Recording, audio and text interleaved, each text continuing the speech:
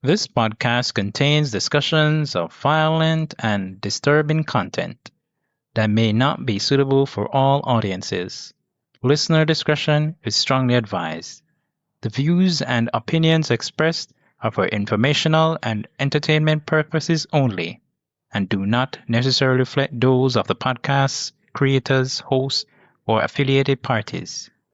If you or someone you know is in need of support, please reach out to a qualified mental health professional.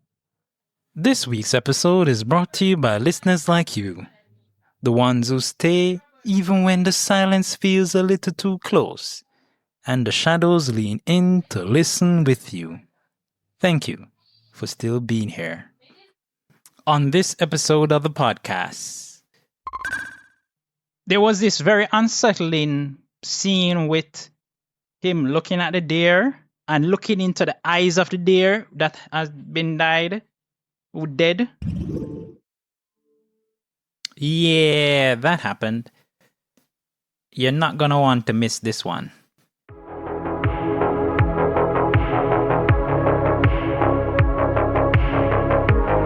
Prepare for warp speed as we embark on a voyage through the vast expanse of science fiction in movies and television series. From distant planets to alien civilizations, we delve into the heart of the unknown, unraveling the tales that have captivated audiences for generations. Get ready to unlock the secrets of the universe on Code Flix.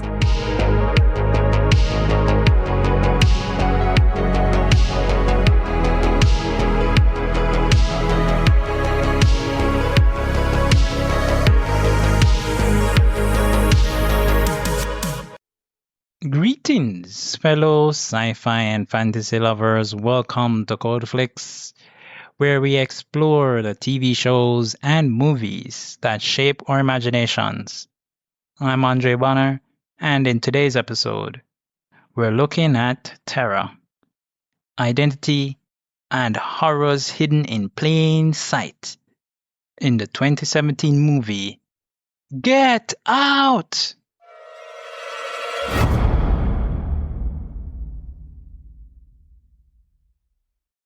This was quite a watch.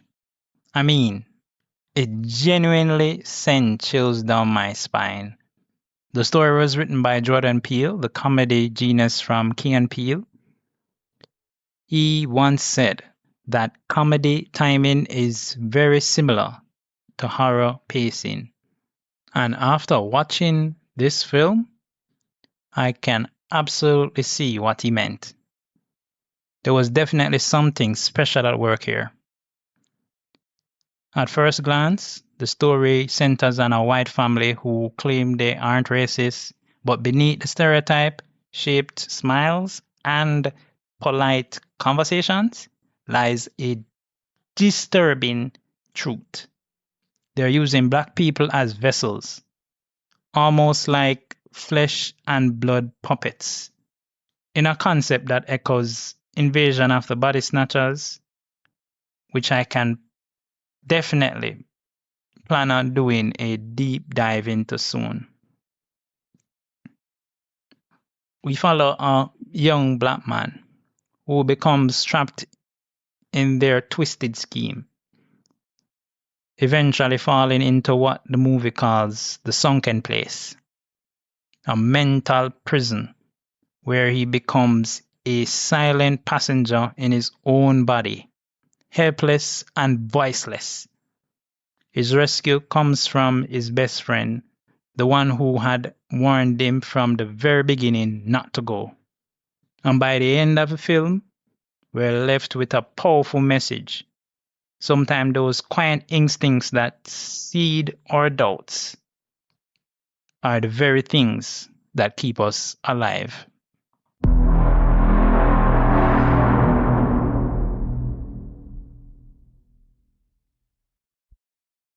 This is the part of the podcast where I give you my analysis and interpretations of the film. And I'm having a really hard time being able to actually do this because of the whole way how this film makes me feel, right? Jordan Peele knew what he was doing when he was writing this. He was putting pen to paper. Yeah, that's the type of episode you're in for today. In the opening scene, we have a young black man, right? Andre Hayward. And the man a walk alone, at night in a suburban neighborhood. So you see it, right? And then they on one phone, and him, it's not like say he wasn't aware of his surroundings. He was well aware. And this white car does seem to be stalking him, right? And the fact that they use a white car, that's some symbolism shit right there. So him dead there and, realize, say, yo, he might be in danger. And he's trying to get himself out, of that place quickly. He might try to move quickly away. You notice that the car stopped a ways away from him at one point, and so he might walking at the opposite direction and things. So him say, you know what? Not tonight. You know what I'm saying? That's literally what he was saying, right? But one man in a helmet, him come out and him subdue him and drag him in the car and, drive him away. Then we see Chris Washington, who is our star in this movie, who is played by Daniel Kaluuya, which is a brilliant young actor. You know what I'm saying? Black man. Yeah? We just have to, hype it up, quite a lot, right? He is a black photographer and he prepares for a weekend because in girlfriend Rose, right? Our white girl, and in time, you are being pressured as a man. Many persons might be familiar with this, but if you're not familiar with it, and you get pressured in that way, if you say, cause you not really want going on, but at the same time, you're like, is our parents, what could go wrong, right? It should be cool, right? And him asking her questions because, like, hey, they're a white suburban family, and how many white suburban families and neighborhoods you know of that aren't white racist? So the man, get into it. And I can see that a little bit of the comedy from Jordan's writing kind of got into it a little bit. So it kind of just give you a little funny thing, but at the same time, it is still unsettling because it's a horror, a psychological thriller, right? So him relent and him go with Rose on their way to the Armitage, right? She named Rose Armitage, right? But anyways, them encounter a deer. Them hit a deer actually, right? This was after him get a phone call from him bridging. And I have to tell you this part because it's very, very important for later on, right? Bridging is like, you really are go? Like, you never watch them film there and know about, wait, what are you thinking, bro? That kind of moment. Anyways, them hit a deer afterwards, and when time police arrive on the scene, the man have to defend himself, as a black man, say, boy, you can't too stress the thing, you can't be like, yo, what you asking me for ID for? Because, police are asking for ID. And he wasn't driving. Him not even that drive. In girlfriend, the white girl, I drive. And she was like, no, why you asking him for ID? And she was proper defending him, You know what I'm saying? Like that kind of white savior complex that some white people have, right? That them feel like them for step in and save black people, right? Yeah. So there was this very unsettling scene with him looking at the deer and looking into the eyes of the deer that has been dead. Deaded. Can I say it like that? Anyways. And that was just, where it started there, Them arrive at the Armitage house. meet her parents. Her father greet him warmly and thing, and yeah, you know what I'm saying? And give him a tour of the property, just insist on, hey, you guys just come, but me really want to show you the property and thing and things. Like, uh-huh. Now, in the background of all of this, you can see that the parents, they have two apparent black housekeepers. And I say apparent because we'll find out more about those two, Georgina and Walter, right? And the story is that they work for the parents. You know what I'm saying? Yeah. Now, Dean, who is the white man, the white father, him show Chris the basement and say, it's off limits due to black mold. The man said it. He said it right there, and Chris was like, okay, that ain't that bad, right?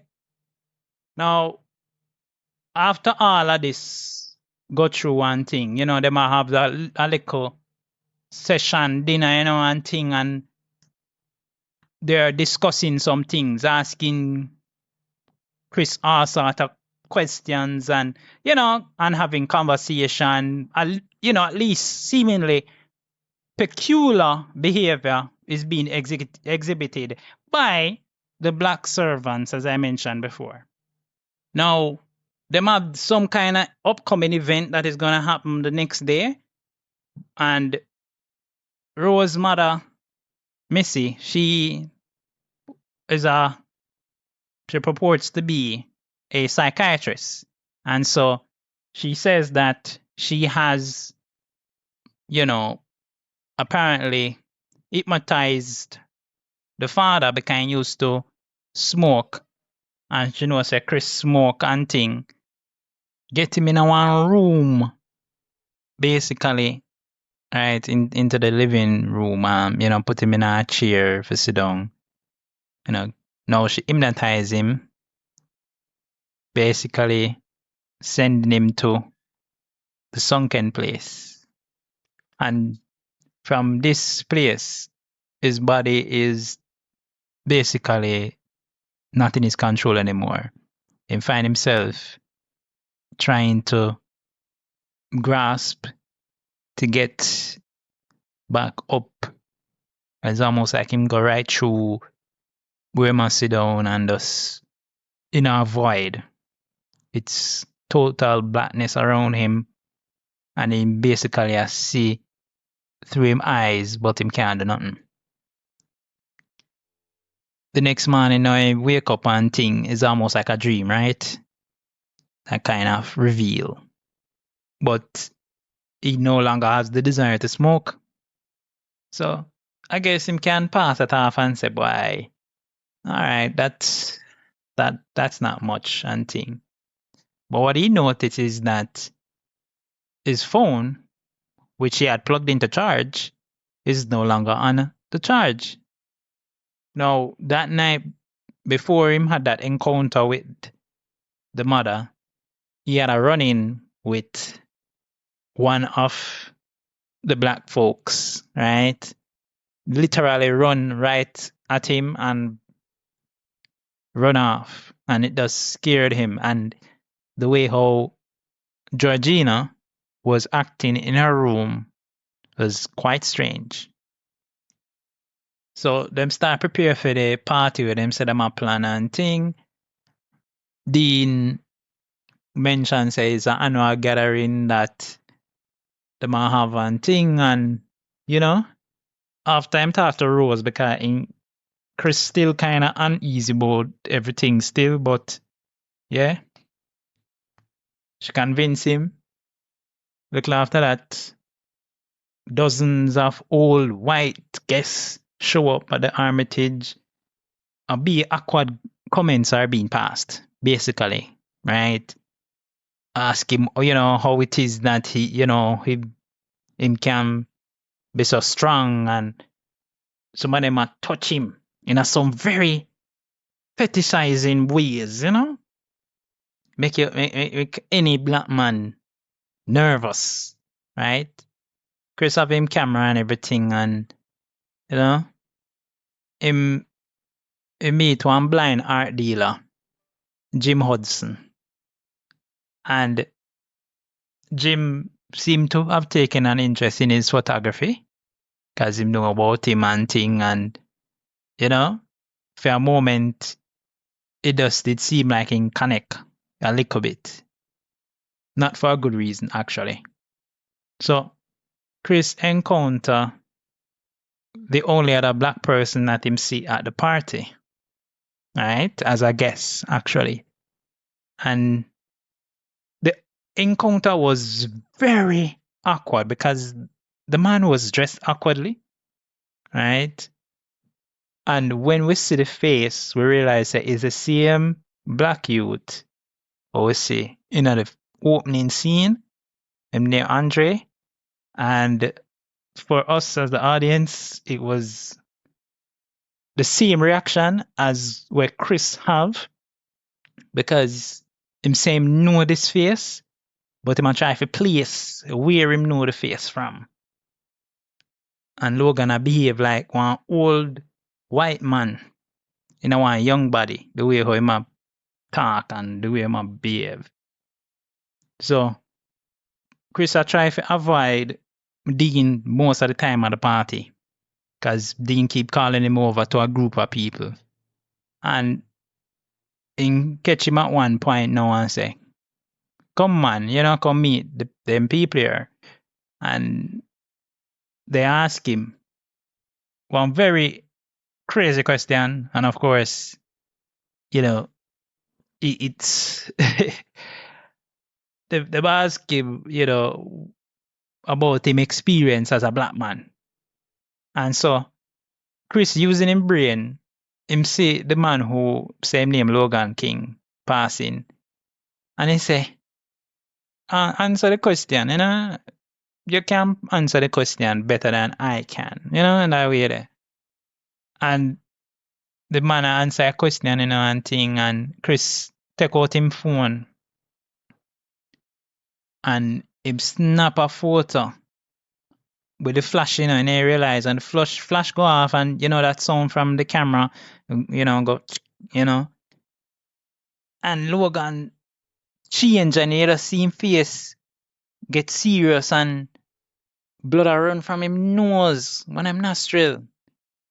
And then him scream, get out! And him lunge at Chris. And then him collapse. And, everybody I say, something happened to him, look like an epileptic seizure, and Ray. Chris not believe that. Chris go back to Rose, and Chris is like, yo, something not right about how the man there move. Something just not right about the way all things are going. Something not right overall. Right? While him there, I talk to Rose and I tell her him, how him feel and all of these things, and Rose a behave like she supporting him, and she a behave worried too, like she say, me need to talk to someone, Ray. While all of that are going, back at the party.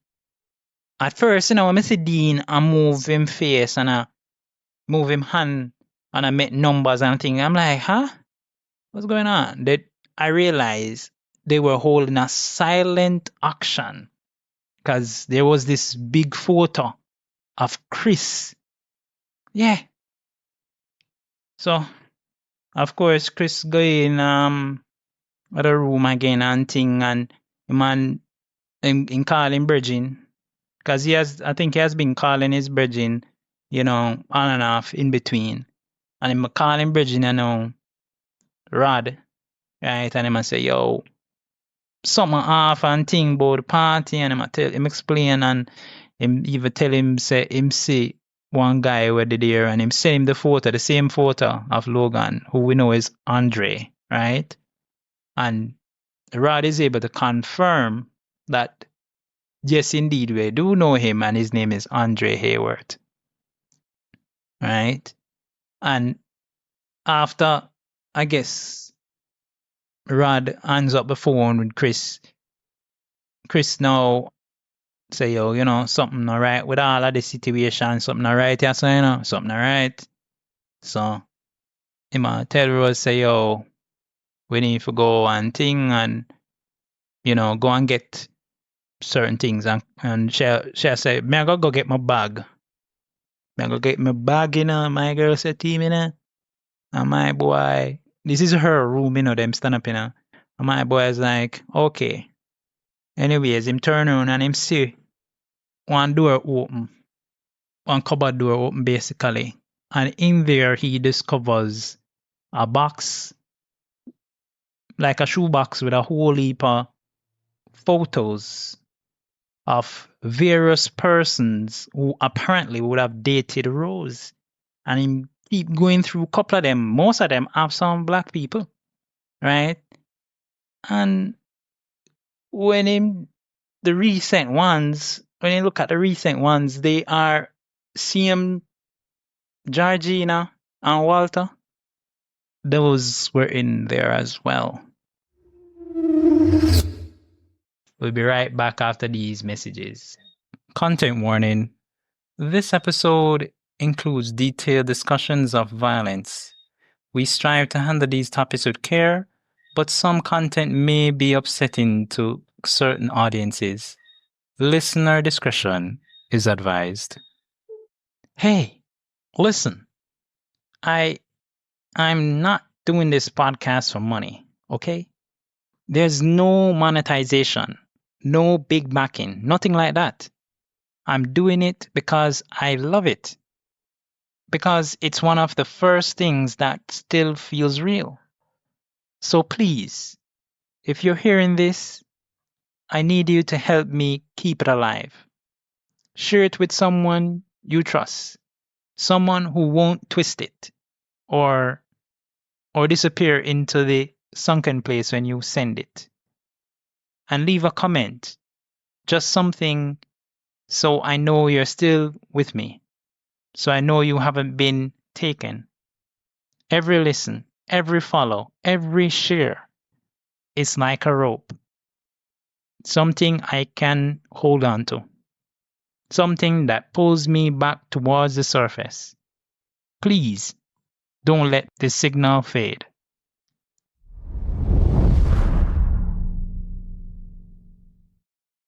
And so this obviously, send off alarm bells.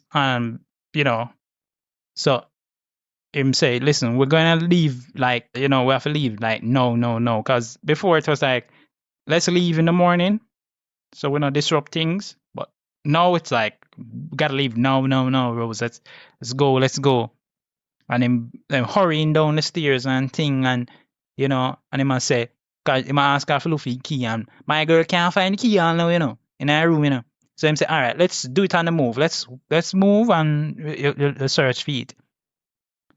She reached down the stairs and thing. She stopped on the stairs. Him come down the stairs. And one by one, the family start to just kind of get around him, boxing him in. The brother have one lacrosse, them stick there, the lacrosse stick in him hand. And Chris is like, Rose, give me the keys. And him all cuss, You guys never realize that, my ladies, they are just a play. So till him realize, say, them come for him. And Rose is like, she just change. She really good at the acting, I guess. And she just change. She gone straight now. She's like, oh, here are the keys. Chris get knocked out, basically, because he was hypnotized by Missy. And so when he ever hear her tap the glass, the cup that she has, the teacup, him knock out. And so him just knock out, him gone back in a sunken place. And them take him and them carry him to somewhere. And while them carry him to somewhere, them talk to him and him can't respond, of course, and thing. Anyways, him wake up strapped to a chair in the basement. Black mold, right? Yeah, right. black mold indeed. And he's strapped into a same kind of armchair and facing a TV set. And above the TV set is a deer's head, similar to like the one that they would have hit. Well, now we know it's Rose do it on purpose. Hit it, you know? And so it's a realization now that he is the deer that they have hunted. So on the TV, it chimes on, is a man who calls himself Roman Armitage, and him explain how him family, them, you know, them try to give them good life and thing, you know, because black people have bodies that them want, and them call the procedure the coagula. Then after that, he get knocked out again, and then him awaken after that, and him realize something when he awoken, you know. Now Jim Hudson appear now on the TV and explain, say, I'm not racist, you know, to be honest with you. I'm not racist. I'm not even care what race you were. The only thing is, I just want you to eye them. The man say, I want him eyes for him eyesight because he's blind, you know. Right? So, when all of this are going now, rather get very antsy because him brethren tell him, say, hey, listen, I'm going to come back by Sunday. And then the last time him talk and him tell him what go on and him find out, say, Andre, our missing guy, and the fact say him show up there as a missing guy and they're like, you know, no reports or nothing like that. And him not hear from him. So him call now. So till him get through to him phone. Only forget Rose this time. And this time, Rose basically I tell him, say, you know, she not see him, and if him not see, I mean, come back and him because he left 2 days ago, and, you know, she spring a little lie, and him realize that something up, you know, and realize, say, a lie she tell, you know, and him say, all right, man, go record her, so him mute the phone, tell her, say, him go mute it, like, him go put her on hold, mute the phone, and try to set up him thing for record. Now, I guess Rose realized that he might try something. So he come on back on the phone now. Rose I said, me know why you call.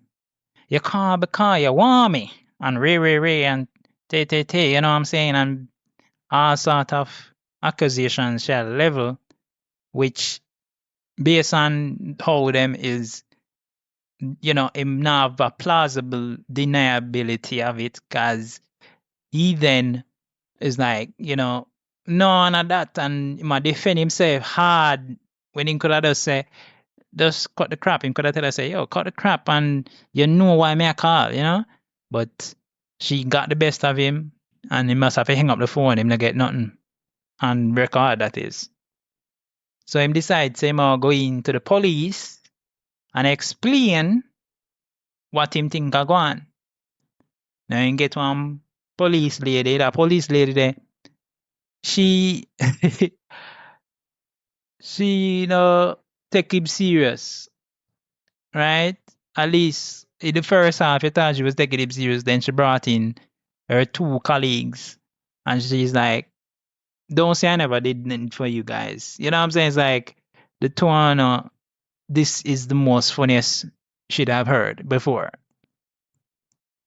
So that's a cold lead there. Him can't do nothing with that.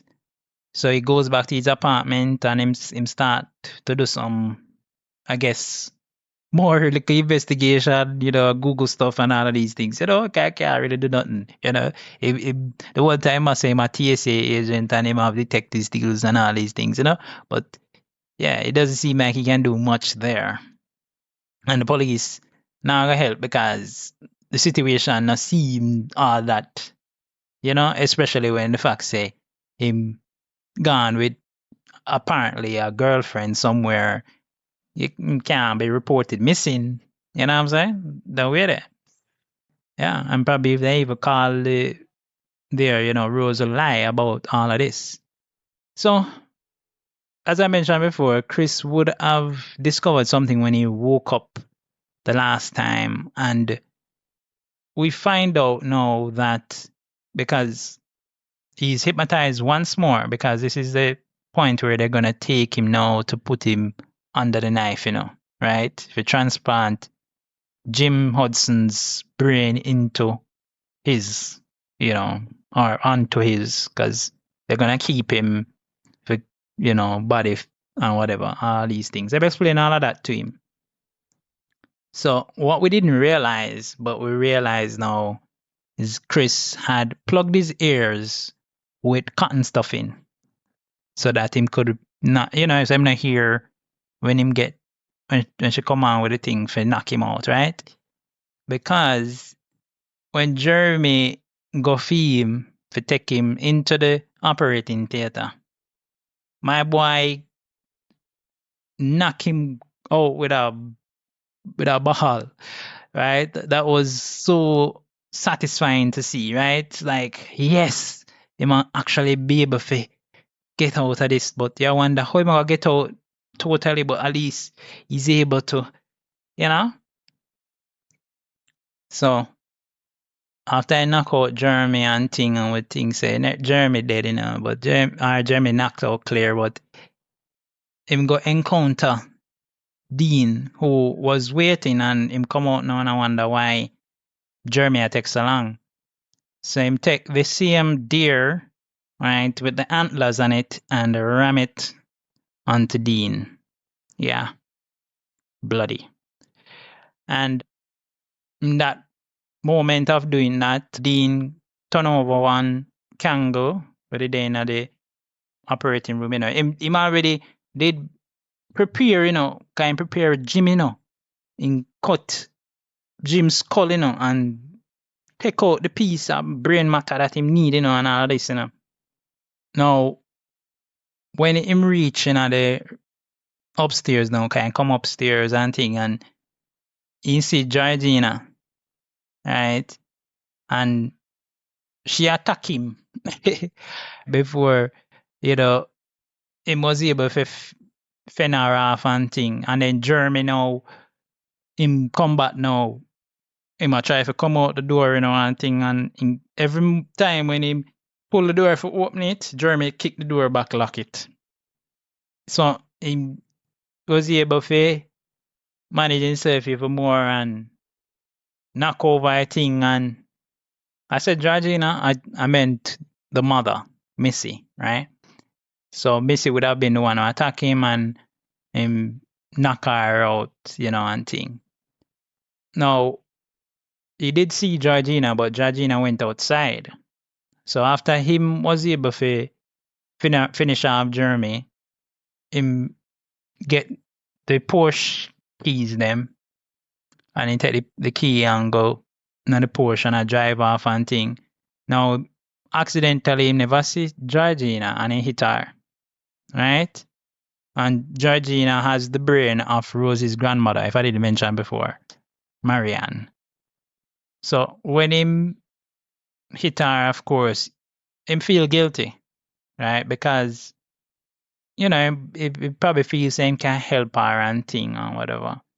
Now, my lady, she revive and she attack him and the car crash, kill her and injure him and thing. Now, in taking time and come out and thing, and as him come out, Rose that now with one gun, because she had came out right before him drive off and, fired at him. But now, she confront him now on the road with a gun. And it just seemed like all bets are off here, So now Walter, who have the brain of Rose's grandfather, Roman, him arrive now, run, right? And jump on Chris and knock him to the ground. Now, while them they scuff up on the ground and thing, Chris pull out him phone now and flash him. And of course, this set Walter free for control. So Rose now they're gonna finish off Chris now, and Walter now pretending to be the grandfather and say, "Let me do it." And him take the gun and he shoot her with it. She never saw that coming at all. And then him turn around the gun now and you see him kind of stagger for a moment and then him shoot himself. Now, the gun they dropped near to Rose now and Chris seeing that she was reaching for it, him just go and him just pull it away from her. And then him in anger start to strangle her. And you can see the maniacalness of the whole thing because she seemed to enjoy him strangling her. Or at least she feels say if him they kill her now, that would at least do something for her. I don't know. I don't know what. Probably, she figure that authorities are gonna look on it and say, boy, black man killing a white woman? Yeah. Another OJ situation? Yeah. Possibly. But of course, Chris being the kind of dude that he is, he never kill her. And then a police car pulls up. At least that's what it looks like. Right? Because we see the lights and we see the shape of the vehicle and everything.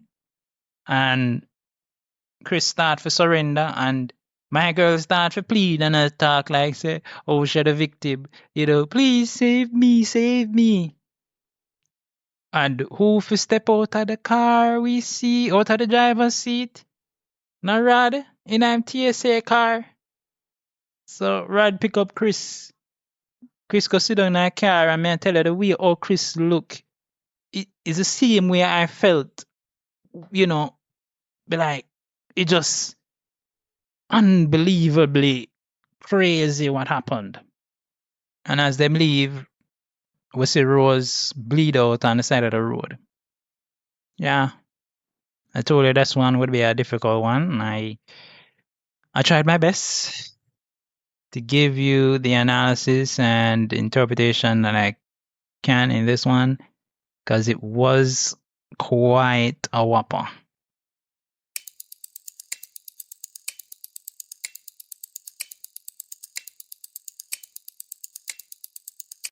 These are some theories about unresolved mysteries and some plot points. So it's obvious that the sunken place is a metaphor, right? And I think many would agree that we can interpret the sunken place as a metaphor for how Black people are marginalized and how we are paralyzed to that circumstance of being silenced, right? Even symbolizing how helpless we feel, right? Despite knowing all of this. So we know that, hey, yeah, there are some folks out there who would want to see Black people be trampled underfoot and thing, but what are we to do? Because we're not the ones with the power. We don't have the power. But guess what? We do have the numbers. And the more of us that are speaking up about tyrannical and situational awareness, yeah, it's making for these things, the fact that a film like this could ever get to see the light of day is because there are forces that are strong enough to push against that normalization that happens. Yeah. The white savior complex has been turned on its head, and that is from something I saw that Jordan Peele did with this film, was that he wanted that to be, he wanted it to be shown as a subversion, because too many times we are fooled into thinking that, yeah, you have some white people out there who are genuinely wanting to help people, but you have some who benefit from being this white savior, and some of our own race who believe in them. Yeah. So another thing that comes up about this is the coagular procedure, right? So there's a lot of questions about it because you don't really see them get down into it. Them just say, hey, there's this thing that can cause them to be able to, take a black man's body and put a white person in it to operate them like a meat puppet, basically. And of course, looking at it scientifically, right, there isn't anything that seems all that viable with it, right, feasibility wise. And what would have been those whole idea behind the practice that this cult has decided, right? And we call it a cult because it just seems like this small group of people who probably know about it, or friends letting others know about it and stuff. And to keep that secret, they have to be a part of something, right? So yeah, it is. There's a whole lot of different things that can be looked at where that is concerned. So the fate of the other victims, because the film hints at numerous previous victims, but we don't get to explore what happened to them. It's not like we got a little, scene to say, hey, this is what happened to the other black guy that was there. The very first one that we saw with Rose in the picture, that kind of thing. So we don't know, right? We don't know if there is some kind of, probably some disorganized or organized kind of resistance, that is happening. What happened to the others? That's the real question. Rose's motives and backstory. So there's two things to this, right? One is that Rose seems to be very deeply manipulative in nature, and past relationships reflect that because, we can see where, based on the pictures, we can see that, she has been around the town, yeah, because she pick up both men and women, right? And, you wonder what could have been reasoning, beyond saying, all right, may I try to do this for my family or whatever it is, what is, we don't really get to delve into it, of course, because, yeah. And then we do see where she seems to be almost detached, because when the procedure was going to happen, she was basically looking again for a next mark for the next. She was looking through the internet for the next mark. And then finally, Rod's role beyond the rescue.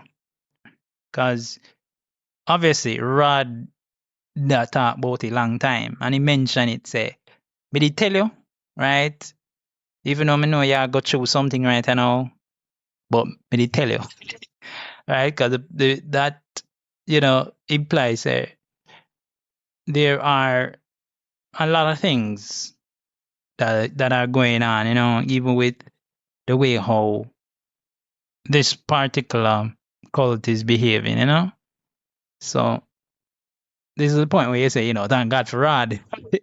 Say this is where Christian would be like, yeah, we're glad say you cover because me I tell you, if it was anybody else who show up, it was like one of those white guys again. Oh man, whether them racist or no racist, they'll be like, ha ha ha.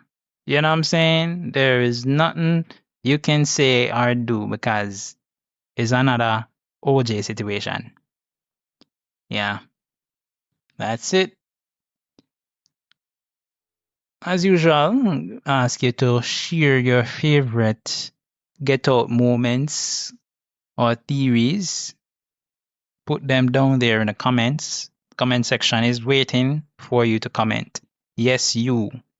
You may talk to you, listen to it, you're here. Just comment, no man. Just say, hey, just say, I like what you do. I hate what you do. Just comment right here, right now. I'm not moving until you do. All right? You did it? Great. Thank you.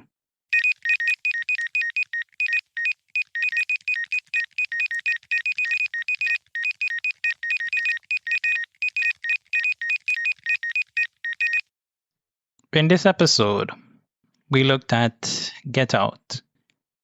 We looked at the terror, the identity, and the horrors hidden in plain sight.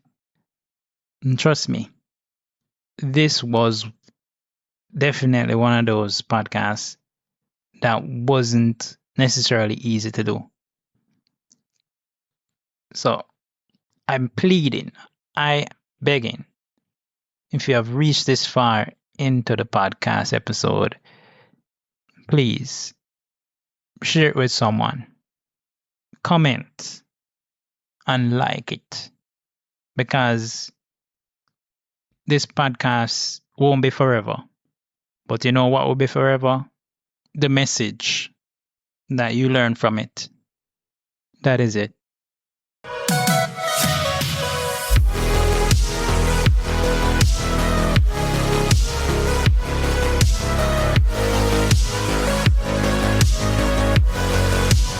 That brings us to the end of this episode. Our voyage through the universe of sci-fi television continues, and the next destination is 2,000 downloads. Your support means everything. Stay engaged, share your thoughts, and let's keep this journey alive. Until next time, stay curious.